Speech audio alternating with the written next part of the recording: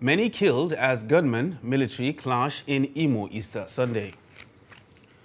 ISWAP fighters attack security checkpoint, killed 2, injure scores in Maiduguri. 53 commissioners and aides of state governors resigned to contest for elective positions ahead of the 2023 general elections. And on the foreign scene, Russian forces seize Crimea in eastern Ukraine. Hello and welcome to Trust TV News Update. I'm Ibrahim Yusuf.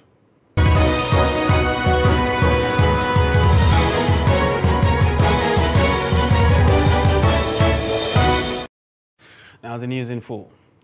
Many people were feared killed on Sunday when gunmen attacked Ihioma community in Olu local government area of Imo State. There have been two contrasting narratives about the killings. While some say the killings were done by the gunmen, others accuse the Nigerian military of targeting civilians in retaliatory attacks on the gunmen. The second narrative led to the hashtag #OluIsBleeding, which trended on Twitter on Monday and early Tuesday. A resident who asked not to be named for fear of attacks said heavy shooting began when military personnel engaged the gunmen in a battle.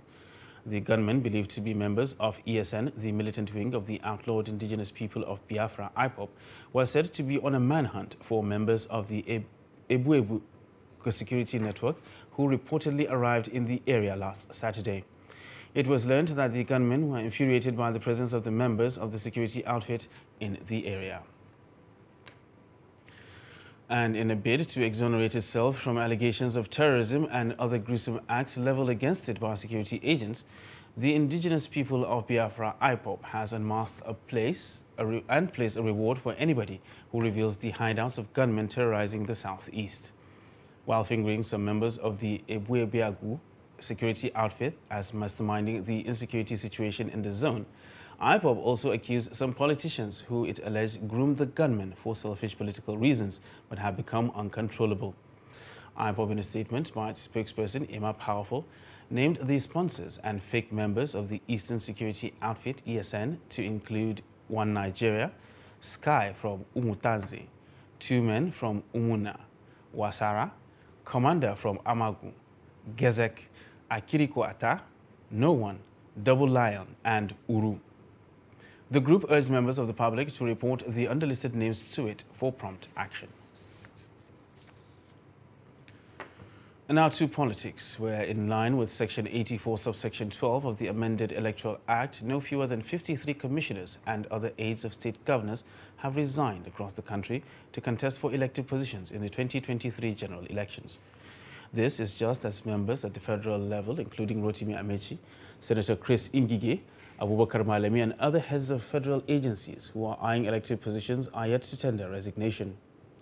While Amechi has since declared for the presidency, Ngige, barring any last-minute change, is expected to declare for the same position. Malami, on his part, according to sources around him, is set to contest the governorship election of his home state, Kebbi. Many heads of federal agencies who have indicated interest to contest governorship, senatorial, and House of Representatives elections are expected to follow suit in the days ahead. And at least 2 security personnel were killed and an unspecified number wounded when Islamic State for West Africa province, ISWAP fighters, attacked a military formation near Maiduguri, the Borno State capital. This came less than 24 hours after the multinational joint task force confirmed that it killed more than 100 fighters, including 10 top commanders of ISWAP at the Lake Chad Basin region. It was gathered that the gun battle, which began at exactly 6 p.m., caused hundreds of civilians to flee their homes in Molai General Area in Maiduguri. Sources say the terrorists, who came in large numbers and armed with sophisticated weapons, invaded the security checkpoints manned by Joint Task Force Operation Hat-and-K, comprising military and mobile policemen. And families of victims of mistaken identity in Kakura community of Chikun local government area of Kaduna State have called on the state government to release the corpses of their loved ones for proper burial. The victims were mistaken for terrorists who came to attack the community. Fatima Saleh has more. Lamenting the unfortunate death of their loved ones, the relatives said the only consolation was to give them a decent burial according to Islamic rites. Hence, the appeal for the release of the bodies. Rana ta yi kaman karfe 8 sai ga wata runduna wacce ba mu san iyakarta ba. Ta taho ta nufo gidajenmu. We saw troops coming towards our hut. I was among the people around, but I had to run for my life. When I came back, I saw what happened to my brothers. We thank God and the government for clearing our names, that we are not bandits, but we are appealing to the government to release the bodies of our brothers so that we can give them befitting burial. We are not even certain about the numbers of those that died. We have that 3 died, but others said 6. Since the incident happened, we barely sleep in the night because of gunshots. Some wives of those taken by the authorities are at loss whether their husbands are still alive or dead. They said life has not been the same since the ugly incident, as they are not certain if their husbands are still alive or dead. My name is Fatima. I am 30 years old. Vigilante came here. They are over 70 in numbers. They started beating our husbands, fathers and brothers, and calling them bandits. In my presence, they shot one dead. We are not bandits. I was given birth here and also got married here. I don't know any place other than Kakura. My husband was taken away in my presence. I'm appealing to the government to release the bodies for burial and to also show us others that are in hospitals.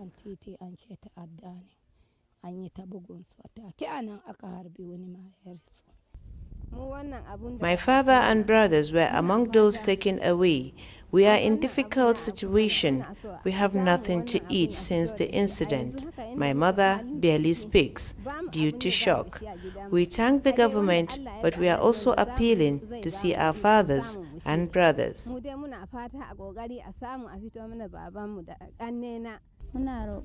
My name is Shafa'atu Alhaji Tukur. I'm appealing to the government to let us see our husbands. We are really in a difficult situation. We have children and don't know what to do. They say several attempts to visit their husbands in the hospital yielded no positive results. Yana nan a asibiti Potipo. Ban ganci ba. Sai a ce suna nan mu kuma ba mu yadda ba tunda ana ce mana mutane 2 su resu mutane 3 su resu. To za mu dauka tunda aka dauki mutanen nan da idon mu aka kwashe su muna kallo ba mu ƙara ganin su ba. The alleged suspects who were victims of mistaken identity were seen being pushed into a military van in a viral video. Their families are appealing to government to give them access to their loved ones, whether alive or dead. Fatima Salaladan, Trust TV News, Kaduna. And the Presidency has berated the Catholic Bishop of Sokoto Diocese, Most Reverend Matthew Kuka, over his criticisms of the government, urging him to face his job or join politics. Presidential aide Garba Shehu said this in a statement on Monday evening, hours after the cleric accused the Muhammadu Buhari government in his Easter message of dividing Nigerians. He also accused the cleric of making baseless accusations against the federal government. According to the presidential aide, Bishop Kuka chose to use the Easter period, which serves as a period of reflection for Christians, to make dissensions and quarrels about the law. Shehu described the accusatory list against the government as a revelation of the bishop's hatred for the administration and enjoined the cleric to always criticize in the spirit of gentleness, if need be. And frontline People's Democratic Party PDP presidential candidate and Rivers State Governor Nyesom Wike on Monday appealed to Nigeria's elite to work for the country's unity irrespective of party differences.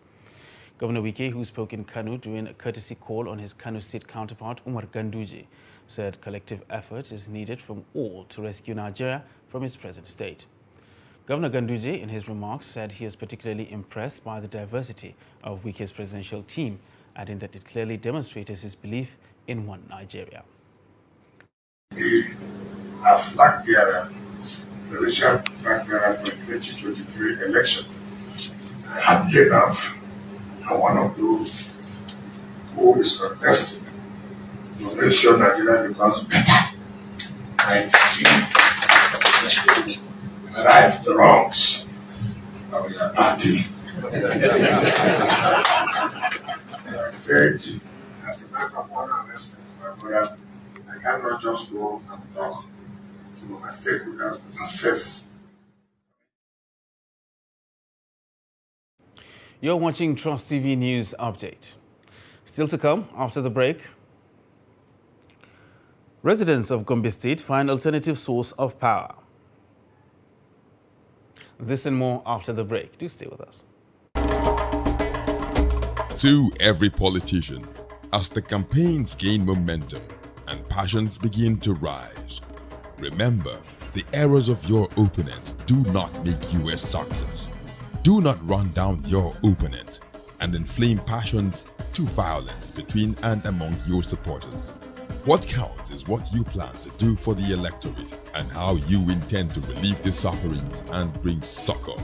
Nigeria is in dire need of patriotic leaders at all levels, leaders who will make national development their priority. Concentrate on telling the electorate what you intend to do when you get into office. Focus on making your vision clear to the electorate. Don't engage in verbal abuses, fake news or speeches. Keep dealing with issues that will bring progress. You win the hearts and minds of the people by being above board, by being civil, patriotic, and showing empathy. Let's join hands to make the 2023 elections peaceful. A message from the National Orientation Agency.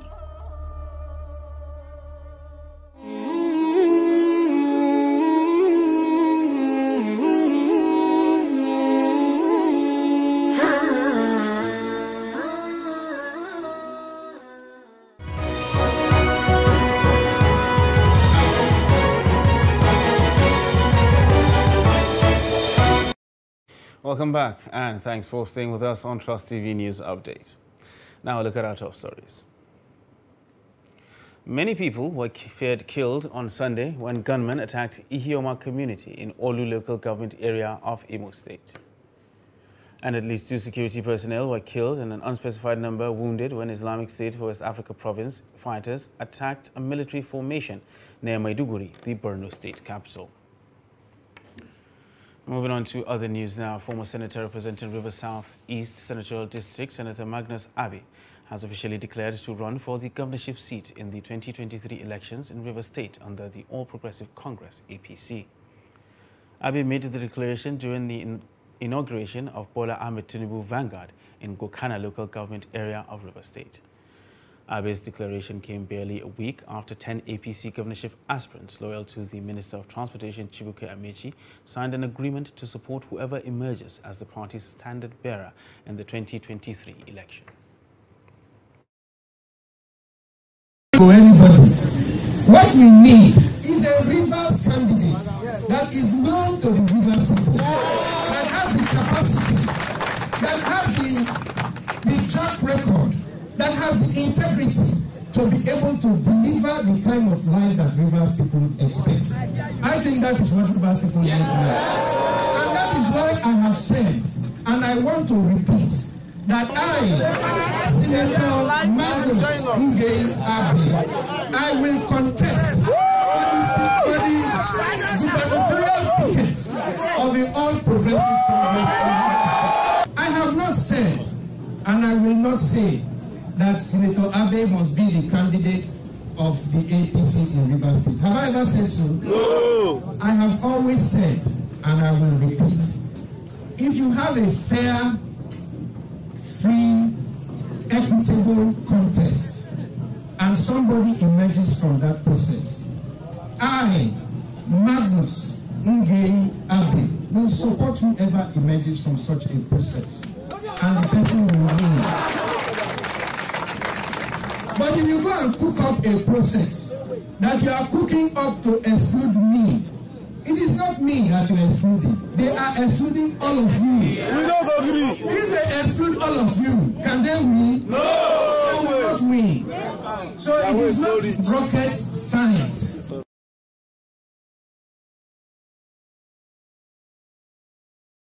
And still staying with politics, northern groups under the aegis of National Youth Inclusive Governance Organization, Northeast Zone, has called for the inclusion of more youth in governance. They have also criticized politicians for using them as tools for violence and destruction. The youth groups made the call in a press briefing at the end of a one-day roundtable meeting held in Bauchi State. Adamu Imam completes the report. The convener of the meeting, Yusuf Sharif Banki, says for democracy to thrive in Nigeria, young people must play an important role that will help determine the political future of the country. This Banki says can be achieved by engaging political actors with demand for inclusion and equal participation. To create confusion, to create, insecurity, create problems in their own respective communities. And most of them took their children abroad to study. The children of the poor, myself and others, most of us that you are seeing here, have nowhere to go. We have no houses in abroad. We have nowhere to go. So if we succeeded in destroying this country, where do you think we are heading to? Nowhere. So we remain in Nigeria to die. So my advice is not just for the politicians, but also to the young people. He also explained that Nigerian youths have since embarked on aggressive mobilization across the country to get inputs and resources that will further accelerate youth inclusiveness. If you refuse to empower the people, the children of the poor, if you refuse to give hope to the children of the poor, then the danger ahead of us is worse than the time bomb that we have. So Nigeria is actually sitting on a gunpowder, unless otherwise, unless they take steps to correct these anomalies, to correct these mistakes that they have made for many years. The future of this country belongs to all of us. The groups lamented the relegation of youths to debasing tasks like posting and distribution of campaign materials, singing and dancing, among others, and noting that such will not augur well for youths and the Nigerian democracy. Adam Imam, Trust TV News, Bauchi. For decades, Nigeria has been battling with the challenges in the power sector. Billions of dollars have been spent to address these challenges, yet the electricity situation remains epileptic. The situation has been worsened by the recent collapse in the national grid that has left many in total darkness. Worried by the country's electricity deficit, some residents of Imo State have resorted to the use of solar panels as an alternative source of power. Ibrahim Ismail reports. This is one among many houses that opted for solar panels as a source of electricity within Gombe metropolis. The solar inverter powers lighting bulbs, fans, and even television. Abubakar Muhammad said he subscribed to solar energy because of epileptic power supply in the country. Saboda na farko solar nan da kake gani abu ne mai inganci. The solar panel is very effective. It's from natural sun radiation. For people like me, we can't afford to pay electricity bills. Somebody will pay but don't get the light. There are irregularities. Wani kuma ya biya din yana samun wutan a inda wutan take amfani daban a inda su kuma suke bada kudin su daban. But if you have the solar, you can use it at your convenience. Our neighbors benefit from it. We charge their phones here. Za su turo wayoyin su caji da sauransu duka za su yi amfani da shi. Abubakar said it cost him about 250,000 naira to install the facility, but he is now enjoying a 24-hour uninterrupted power supply. Other residents like Sadiq Abdullah also highlight the benefit of using solar panels. We use solar because it's affordable and it's reliable. It helps when there is no electricity supply, but with the solar, we use it as a source of lights and charge phones.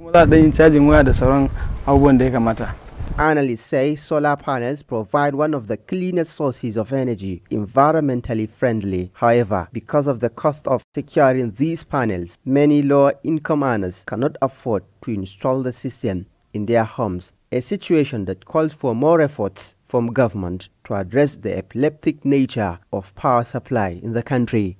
From Gombe, Ibrahim Ismail reporting for Trust TV. And police have invited the parties involved in the alleged abuse of a 10-year-old pupil of Christland schools in Lagos State. The public relations officer of the Lagos State Police Command, Benjamin Hundeyin, confirmed on Tuesday that all parties involved have been contacted. He, however, could not immediately ascertain if the invited persons had reported to the State Criminal Investigation Department, PANTI, at the time of this report. Those expected at the police headquarters are officials of the school, the parents of the girl said to have been abused, the pupil, among others. Amid the controversy trailing the alleged abuse of the minor, police authorities in Lagos had vowed to ensure that justice was served in the matter. And stakeholders in the creative industry have called for more support and patronage for indigenous artists in order to enable them compete with their counterparts across the globe.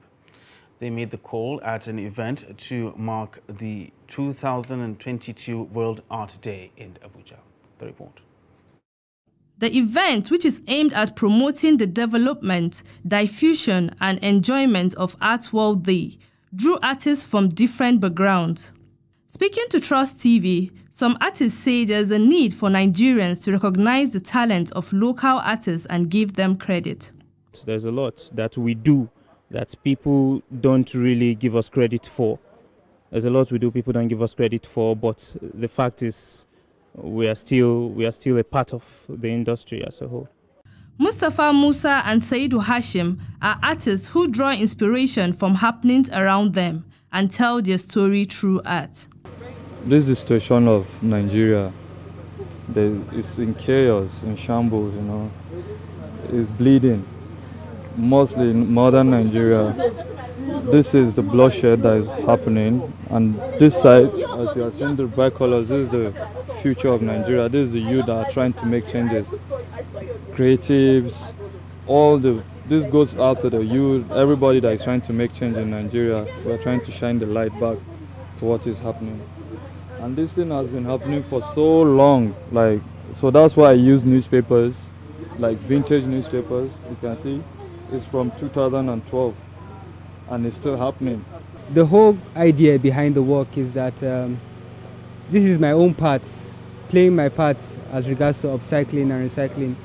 There